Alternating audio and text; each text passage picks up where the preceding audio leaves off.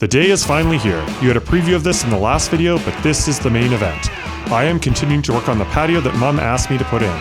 She drove me with back-breaking labor to earn her love.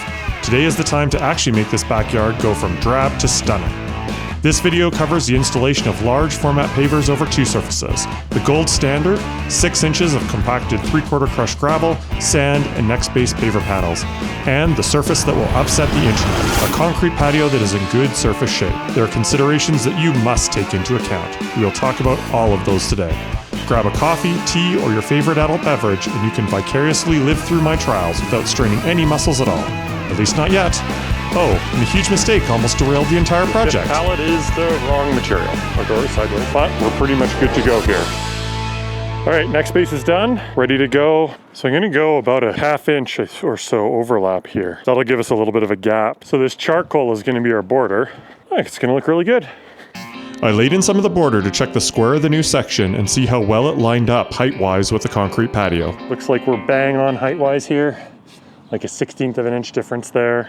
We took a couple days off, had a little bit of a crisis that I think that we've solved. We got all the prep done on the patio. We'll talk about our crisis in a second. Dad had bought a whole bunch of stuff that was on clearance, which is the DIY way. So originally the border plan was for a single border. Now with the scale of this deck, I think that the single border is too narrow. So I laid this up, but then when we started to do the layout of all the tile and the pattern, we found out that we were 1/2 pallet too short, but they discontinued this color. So being 1/2 pallet too short was a big deal because the guy they bought it from didn't have any of it left. Luckily, I phoned around to the couple places that I knew and they had 1 pallet left. So we bought 1/2 pallet, it wasn't on sale, but it'll let us finish. But the other problem is that we were only gonna go to here. We wanted a little bit of extra space on the garage side. We need 5 rows of it to the house here. Well, that ends right about there, which means that we have, I think it's about 10 inches to the wall. So we're gonna have to double up the back border too. It also kind of dives away with the 12 inches.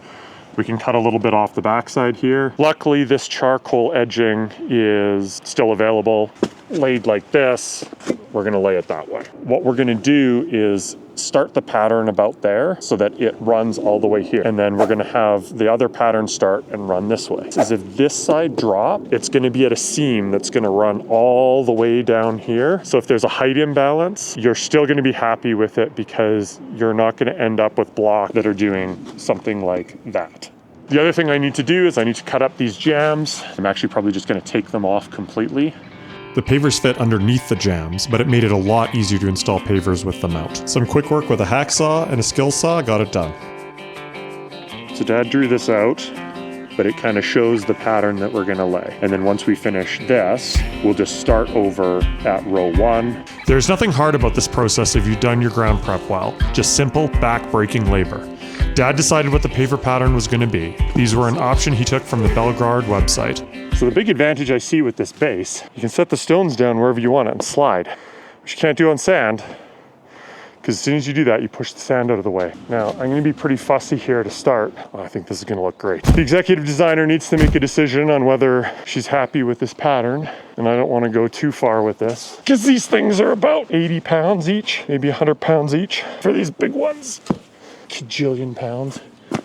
Well, I think that the next base is worth it, just literally from you can set them down and slide them. Now, 8 million more to go. So I've made the executive decision that this is getting too tight over here. I don't really want to do a whole bunch of work. It's almost exactly level, but it's not quite level. So what I'm gonna do is I'm gonna move this pattern over. I pushed for a running bond or herringbone pattern, but it was overruled. In hindsight, although I thought the pattern was basic, it's a good thing we did it this way, otherwise, as you'll see later, we'd have been in a lot of trouble. We're back to where we were, and I moved it over a 1/2 inch. This process is quite literally the definition of hard labor. The largest paving stones were 90 pounds each. Although they offered to help, Mom and Dad weren't able to easily assist, so I just told them that they weren't allowed to. That went over well with Dad.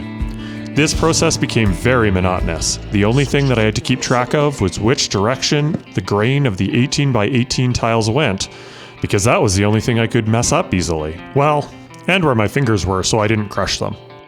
If my measurements are correct, one of the small blocks should fit directly in there without having to cut anything. Does anyone have bets on whether that's gonna happen or not? I'm guessing... Look at that. All right. We're in good shape here. No cutting on this side, it takes a full pattern. And then I'm gonna tell Dad that he needs to increase his order for borders because I don't really wanna cut over here.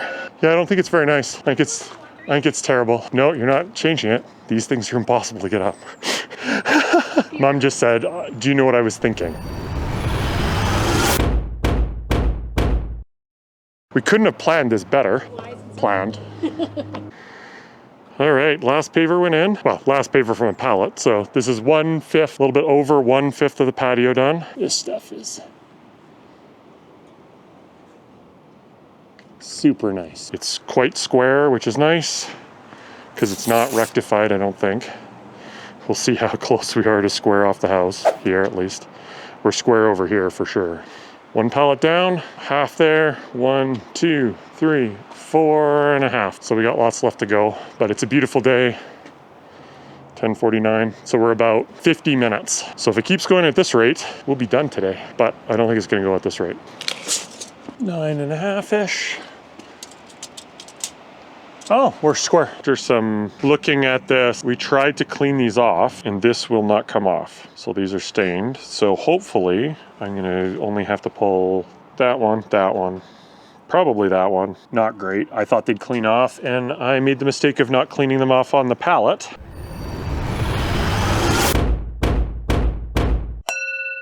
So now I get the job of pulling it out, so that sucks. Rework like this is never fun. These stones are heavy enough that I didn't want to lift them once, let alone 3 more times. But this was going to be the most visible section of the patio, immediately outside the back door. So it's best to take them out and swap them with something else. So if you're gonna load a dolly or anything like that, like I'm doing here, you wanna make sure that the stuff you wanna use, you lay on second. Because if you lay it on first, you're kind of hooped.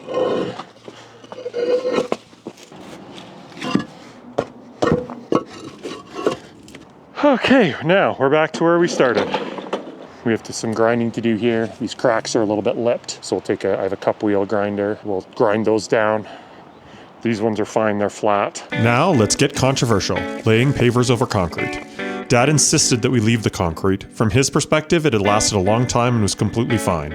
I wanted to saw cut it into blocks, remove it, and pour stamped concrete, but he disagreed. We got some grinding to do, but what we're gonna do is take this crack down. So you can see the crack, it's up, probably 1/8 of an inch, maybe 1/4.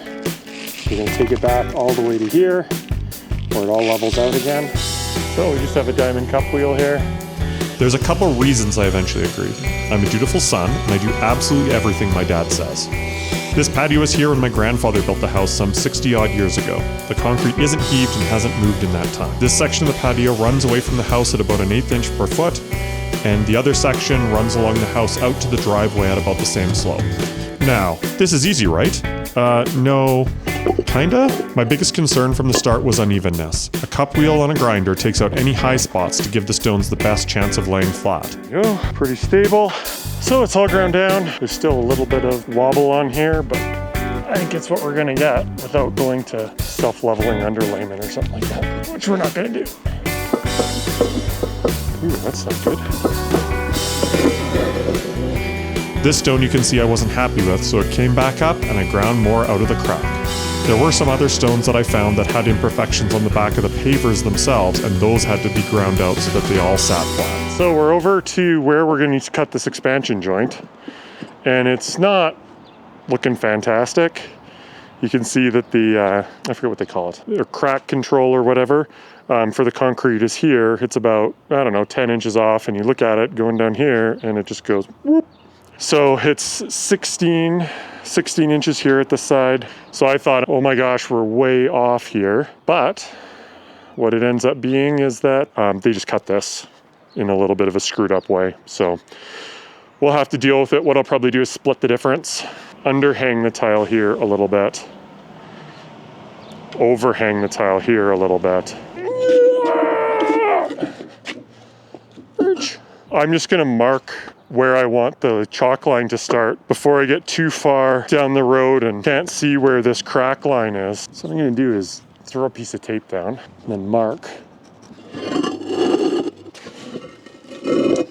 Okay, here's what we've done. We've marked the crack here, marking the crack there. So you see how everything's lipped up? It's worse down here because the crack is farther out. It's 5 inches difference, so we'll go over 2.5 there, and we'll come here and come over 2.5 there, and we'll split the difference on the crack. And then grab a chalk line, snap it, and then hopefully we'll do this before it rains on it. I wanted to split the difference because I wanted this saw line to be square to the house rather than matching the off-square one that was done on the concrete. I had an 8 1/4 tile blade that I tried to cut with, but this didn't work very well at all. My trusty grinder handled it with ease though. You might have to rent one of the saws. I don't know that that's gonna do the job. This is a do what I say, not what I do moment though. I should have had both an N95 mask on and some sort of dust collection running. It wasn't good, don't be like me. So the reason that these didn't cut all the way through is that the grinder blade can't cut all the way through the 2 3/8 inch pavers. It leaves almost 2/3 of the paver uncut. I don't know if this will actually break. I'm gonna try and break a piece. If they don't break, then we'll have to get a bigger saw. We're gonna have to get a bigger saw anyway, but yeah, that broke. See how the cut lined up? Now it's not wobbly anymore. I can break the big ones. I don't think I'll be able to break the small ones. See, it opened up. What your clients love is when you tell them you're breaking it, as you're installing a patio. Can we get one of the little ones? I can't get enough leverage on it because it just pushes. Oh! It was at this moment that he knew. He f***ed up. So we're quitting for the day. We're gonna need to rent a different saw. You saw I tried to jump on it to break it and I broke one of the tiles in half instead of breaking it at the crack. So I replaced this piece that I broke. This took about 4 hours.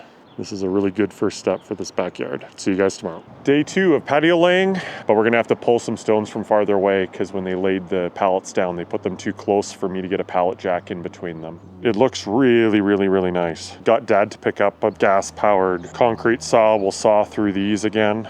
And then I did some thin set work at the end of the day that I didn't film. And then I have about 80 of these border pieces to cut to 9 inches. I'm assuming it's gonna suck, but we'll see. Let's get going. I ended up using a moving dolly to cart the tiles around. These are commercial ones I used to build in university for a large moving company. They're invaluable for many jobs and are easy to build using 3/4 inch plywood and some high quality 250-pound casters. When you're working alone, working smarter, not harder is key. You can see the difference in color. So if you sealed it, this is the color it would go. Which is quite nice, but I don't know. I think I'm partial to the light, but it's gonna pop. There's a white stone going up here. This is gonna be a dark blue hardy board. There's gonna be a white pergola here. Maybe, if I can walk by the time I have to build that. All right, we have a couple complications here now. This door needs to come out completely. It needs to go up, so we'll raise the header there. I'll be able to get part of this in and I'll have to do some cuts around here. So one more pallet to go, but it is the most difficult of all the pallets.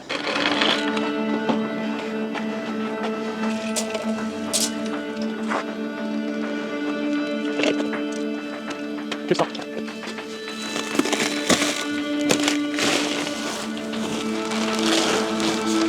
Are you guys sure this is the right pallet? Look at the color of it, it's not the right pallet. So to my intense frustration, the 5th pallet is the wrong material.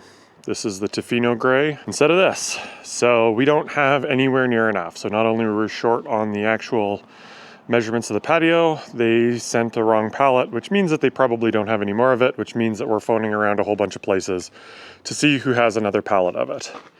We can get another half pallet. That might do us. No, it won't. I have 2.5 layers of garbage that is all stained that I guess I can use if I need to. This stuff's not terrible, Dad sanded it. So let's see how many I would need, potentially. So that's only gonna go to here. 1 layer, 2 layers, 3 layers, 4 layers, 5 layers to get to here. 6, 7, 8.5, plus cuts over there. So I need at least 8 layers. Yeah, this is obnoxiously annoying. Paver update, we can't get them. They don't have them in the yard. They sent us the wrong stuff. They counted wrong. So we're short a pallet. We phoned around, found 5 layers, so half a pallet. So it's going to be a little bit creative to see how we finish this off. We have some of our extras here, but that doesn't do everything. I might be able to get 10-inch cuts out of this stuff. So this door we've always known has had to come out and go up. So I'm just gonna pull out the door right now. Since I had to wait for Dad to pick up the patio stones, I took my frustrations out on this door. We found just enough patio stone to finish the patio. And by enough, I mean only enough. No offcuts allowed. No pressure at all. All right, one door out. One eternity later. Pallets here. Let's get started on this edge here. If I screw this up, if I screw up any of these cuts at all, we don't have enough material to finish this job. All right, so we got the edge tiles laid in. Now I need to snap a chalk line on here.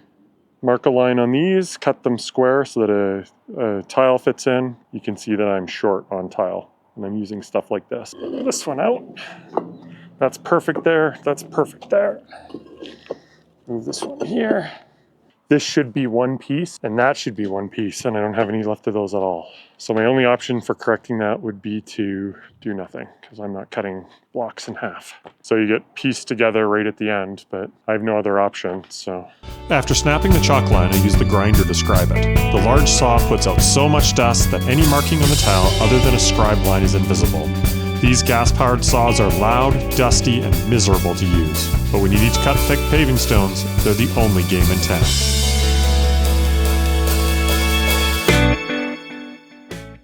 Patio day 3, I'd stopped filming because I was intensely frustrated. So the patio blocks over here are not in the best shape. There's lots of staining on them. We returned the big saw and got a couple blades instead for my skill saw and for the grinder. They did just as good a job on the small stuff, and now that all the big cuts are done. So what we did is laid out here. I decided that it looked better having this edge cut, and then the 12-inch fits in here. It goes to a 6-inch down here, and then we change this to a 12-inch here, all the way along here. We're gonna end up with a little bit of a gap here, so I couldn't make it any wider. And what we'll do is we'll pick up some cold asphalt and fill to the edge of it. And the fence is going to go here anyway, so it's not that big a deal. And hopefully we have a good day today with less problems. I'm voting for very much less problems. So when you're doing areas like this, what you want to do is make sure that you're squared up properly. And the way you can do that is you can lay your pattern in here, put these in, leave this row completely out. And then you can mark your line on here with a straight edge, mark it with a Sharpie. Then you can cut that in place. That's going to make sure that's exactly 12 inches off this wall. And then when you put your borders in, it'll look really, really nice. Your second thing to do is to put in this row. And then you're going to want to square it from this wall. It's 6 inches off of this wall here. That'll let you put your pavers in here. So your second cut is here. You take this out before you did the cut and then put it back in afterwards. So you're cutting that off. Then your third cut is to take a square. So you can put a square on it, on your cut line over here, and then set your square off of it so that you're cutting this square to this. But what that's going to mean is that this is going to be a 90-degree corner, which is fine. This is going to be a 90-degree corner. That's fine. So all the pavers will fit in with minimal cutting. This corner, probably we'll wedge this block. Because we cut here, we cut this on a wedge, you're going to want to cut the border on a wedge too. Because it'll just look better. Because then that will be a straight, nice, crisp line. You're going to have your border pavers running that way, and then you'll have your border pavers running this way. So you need to do a bit of planning when you have something like this to see what's going to look best. 10 1/4. So if we go over to our pile, I have another broken piece that we'll be able to get the full piece out of. I'll end up cutting off the good sides and then see if I have to use the stained sides. So what did I say my measurement was? Should I remeasure it? No. Where, oh, where did my tape measure go? So when you're measuring on this, all of the paving stones have these sections that keep them off tile so that you have a line for your sand to come down. You want to make sure you measure off these, because if you don't, what's going to end up happening is you're going to be too big. I should be able to get 2 out of each one of these tiles. So when I'm doing the 10 1/4, it's going to the right side of that line. When you're using a Sharpie, they're really thick. And what you want to do is make sure you know which side of the line you're cutting to. because you want to take off all of that Sharpie on the left-hand side, and that'll give you exactly 10 1/4. So I like the grinders for how well they control. I bought a bigger blade for the circular saw too over there. We're gonna try that on the block. We also got a block splitter to see if that works a little bit better. I was really bad yesterday and I was cutting without a mask. If you're doing work, dusty work, I would recommend getting a mask with a valve. The valve makes it so your face doesn't heat up. You breathe in through the particulate filter, you breathe out through the valve. I actually just buy 10 packs of these 3M masks. All right. So I always like to go easy on the first cut to mark my line. All right, so a big disadvantage of the grinders is that they will not cut deep enough through these tiles. So I could turn that over and tap the back of it with a hammer and it would snap pretty much exactly on that cut line. I could flip it over and double cut it. So we're gonna see if this saw has enough oomph to do this.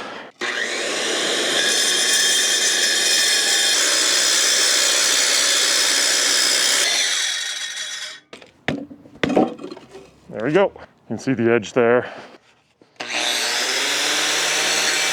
All cleaned up. So I want my nice edge inside, cut edge outside. Look at that. Nice. 5 more to go.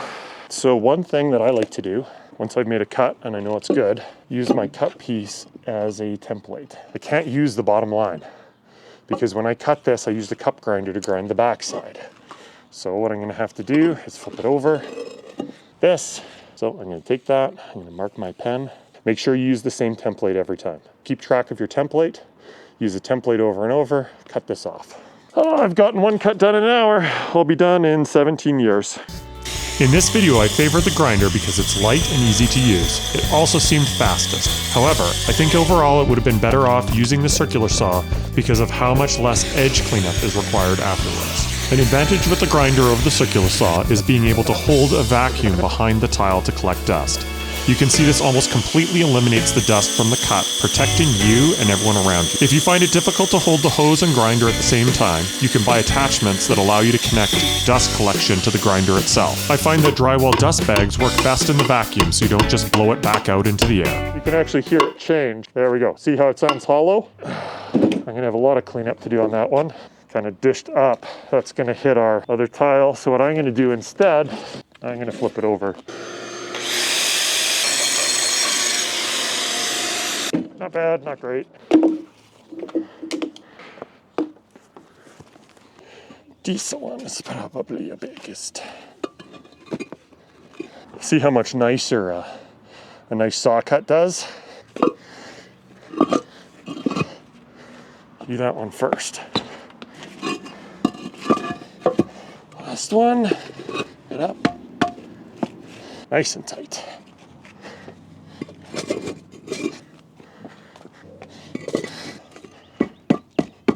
All right, big milestone. Field is done. I am really happy with this patio so far. I think Mom and Dad are just as happy. We ended up getting just one extra pallet. We have one full piece, a bunch of broken crap, some offcuts. This one was broken from the factory. I broke that one. So we have less than 5 square feet of leftovers. So all in all, almost nothing left over. Back over to the cutting station. I have fantastic accents, and anyone who tells me otherwise is not my friend. Okay, I'm just gonna double cut this one. Double cutting will allow a saw that will only go partially through to cut thicker material. I cut one side fully, flipped it over, and cut the other side as well. Ideally, you'll have something that can cut more than halfway through so you have no cleanup to do. Unfortunately, the grinder doesn't, so I still had to do some edge cleanup with the cup wheel. Hypothetically, this should fit. I have a feeling if I put this in, it's never coming back out. I'm gonna grind an edge on it. Okay, I ground an edge on this one. Just the bevel there. It doesn't match the factory finish. I think that for any of the border, like everyone recommends using your hands as a hammer. It gives like that extra arthritis. I think it's pretty darn nice. So now I'm gonna do something that I've never done before, and I hope it works because I don't have a lot of extra tile. And that's this. All right, 10 3/4. That did not work. Okay, so I'm gonna have to cut these because this block splitter, it's too little block to take off. God, I really hope that means that it works on the other. Okay, well, back to cutting. Oh, you piece of... There we go, mark all of them. Don't throw levels. I just threw a level. Don't do that, that's bad for your level. So, same thing, all over again. I'm gonna switch you guys sides.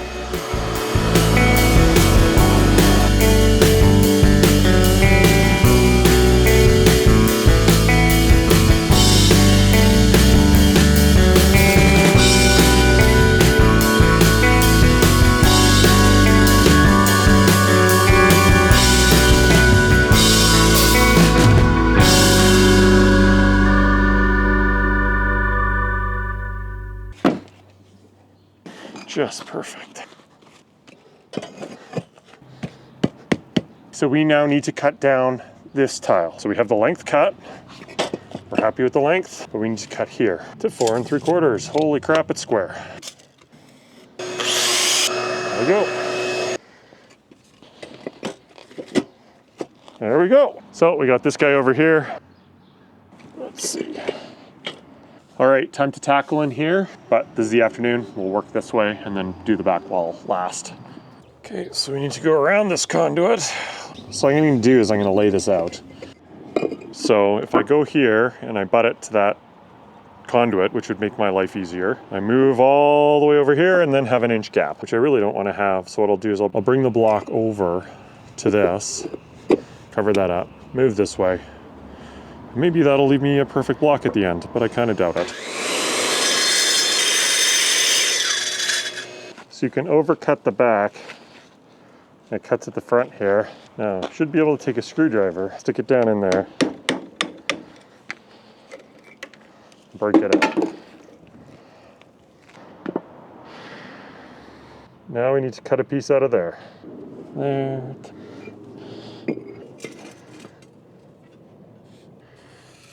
Split it square. So I did some relief cuts. That should let me take my hammer and my thing. There we go. Get all those broken out. Now we still have some cleanup to do here. Not terribly pretty. Okay, that's super ugly, but it'll work. I think what I'm gonna do is glue these outside pavers down. So what I'm gonna do is I'm gonna put down some thin set.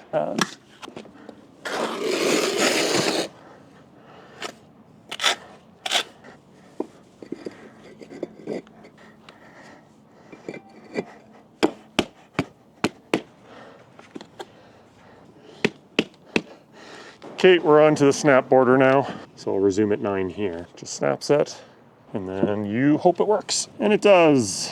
So it's not a fantastic edge. If you're gonna do this and it made any difference, what it looked like along the edge, you probably wouldn't wanna do this. The splitter doesn't make a very nice cut at all. So I'm having to go about a 1/2 inch under what I want, breaking extremely inaccurately. Like, sometimes it's not bad, and then sometimes it's really, really, really bad. This tile snapper was very quick, but brutally imprecise. Once I got a hang of the fact that I needed to snap it a full 1/2 inch smaller than the opening, I was able to get it to work. If we didn't have veneer stone going over this wall, I would have been very unhappy with it.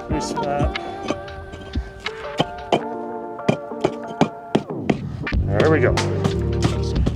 Last block of this half of the border. Just this side to go. All right, this should fit. Hopefully, no redos.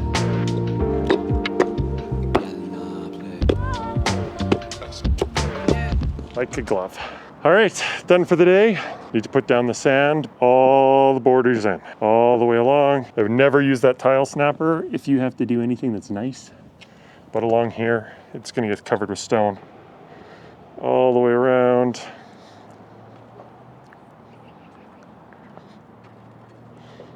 I am quite happy with this. Our door is sideways. 45 minutes, I can fix that. So I have a mountain of rubble. Now, this took right around an hour to do all of this edge. If I was cutting that, I think you could probably multiply it by 3. But would I ever use that snapper again? No, we laid on concrete, so we have to accept a certain amount of rocking and rolling here. But this just looks great. I need to take a take my reciprocating saw, and I'm just gonna cut this header out because it is a double header at the top of the door instead of a double 2x4 on edge, because it's not load bearing because these are full trusses. So I'll cut that, bring it up, need to find a board or something to go at the bottom here, but even just to get it in temporarily tonight. All done. See you guys tomorrow. All right, we had a little bit of a rainstorm last night, so we have had to do some drying. It's super windy now, so we're gonna try and put down the polymeric sand. We have about, 16 hours of dryness here, and then it's gonna start raining, and the rain here is not gonna be much of a rain. So we're just following the recommendations, put the sand down in the cracks, tamp it down, see how we put the water on it. I just looked up the technical data sheet last night and gonna follow the recommendations. All jointing sands are a bit special because they use more angular particles than beach sand. This is so they lock together instead of rub up against each other. Polymeric sand is even more special because it has an adhesive in it as well. Once it's tamped in place, you add water to it and it glues itself together. Polymeric sand is required over the concrete since it doesn't drain as well, and it will keep the joints more weather resistant. This was my first time using it, but the polymetric sand was very difficult to get into these joints. The wind is blowing away our expensive sand. These pavers have a very slim grout joint, so it didn't easily fall in when swept around. To get good penetration, we ended up having to pile it on the joints and then run the compactor over it, which worked very well and really solidified up the patio. If you're ordering polymetric sand for your project, check the Paver manufacturer's website for information on how much to order.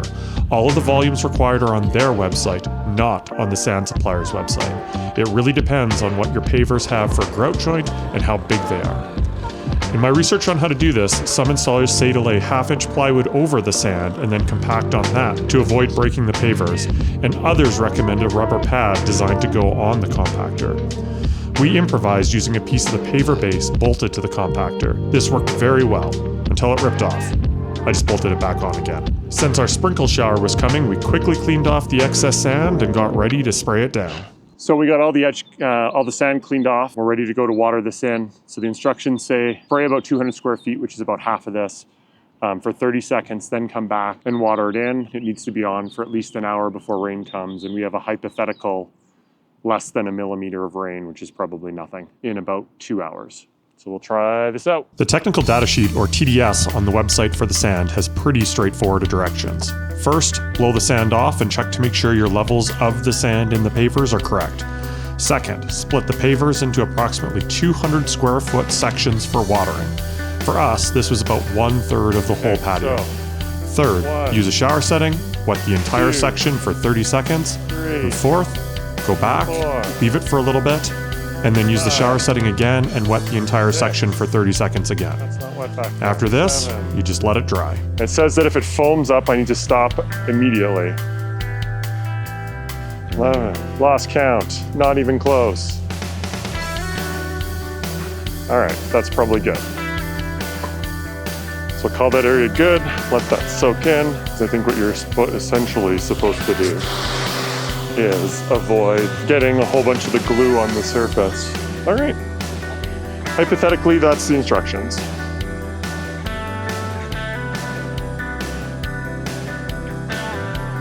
Now, obviously my footprints are on this. Looks really nice. It says on textured pavers you can blow it off to the edge. I'm gonna do it anyway and see if that works well or not. I'm just getting any feathering that I see like this. I don't know if you can even see that on the camera. Just in case it sticks around. Pretty happy we have some definite shallow joints here on the edge that will come back and refill. If they decided to seal this, then this is kind of the color that it would be.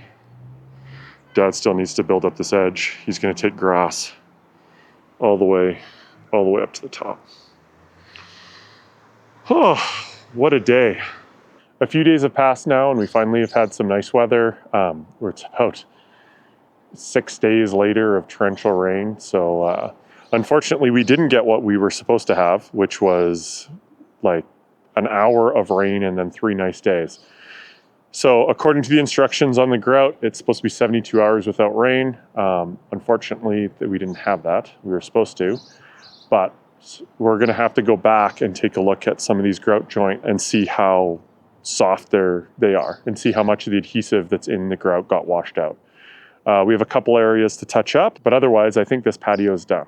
Thanks for following along, and hopefully you got some value out of this, and you'll stick around for the next video. Thanks, bye. This was a huge project and a lot more work than I had first thought. It is, however, a project that anyone can tackle, preferably using smaller, lighter paving stones. It's been several months and there are no regrets about laying over the concrete, and it still looks great. I hope you enjoyed this series. I have lots of projects coming up, and with the start of siding renovation coming next week. Please hit that thumbs up button and subscribe to follow my next projects. See you next week.